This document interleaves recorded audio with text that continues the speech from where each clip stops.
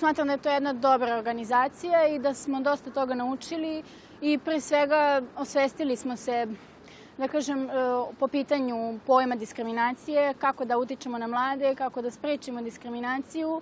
Možda su čuli šta je diskriminacija, ne znam, na nekim časovima, recimo u srednjoj školi ili u osnovnoj školi, ali ne verujem da su ikad, da kažem, razmišljali o tome nešto više. Mislim da bi trebalo, zato što diskriminacija postoji svuda i svakodnevno. I koliko god postoje ljudi koji svesno diskriminišu, toliko postoji i ljudi koji možda ne bi želeli da diskriminišu, ali to ipak rade. I baš zato mislim da bi trebalo da se mladi da se osveste što pre, da bi jednostavno sprečili dela koje ne žele. Diskriminacija može da se javi u bezbroj situacija, čak i nekad kada mladi hoće da pomognu, recimo, osobama sa invaliditetom ili osobama koje pripadaju nacionalnim manjinama. Čak i kada hoće da im pomognu, oni mogu njih da diskriminišu nesvesno i to može ugroženim, da kažem, grupama da smeta.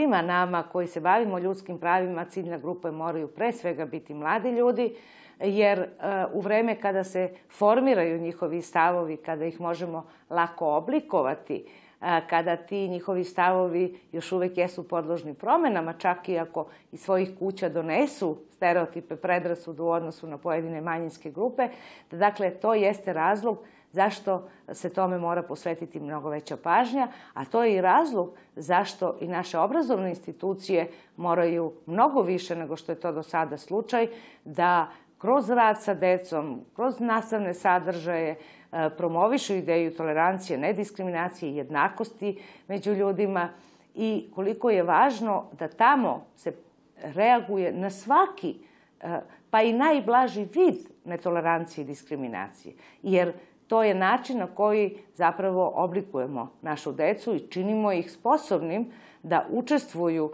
u životu zajednice, da budu sutra građani i građanke jednog otvorenog demokratskog društva. Mi ih zapravo pripremamo u našim školama za život u demokratskoj zajednici. I to je jedna velika odgovornost i jedan veliki zadatak.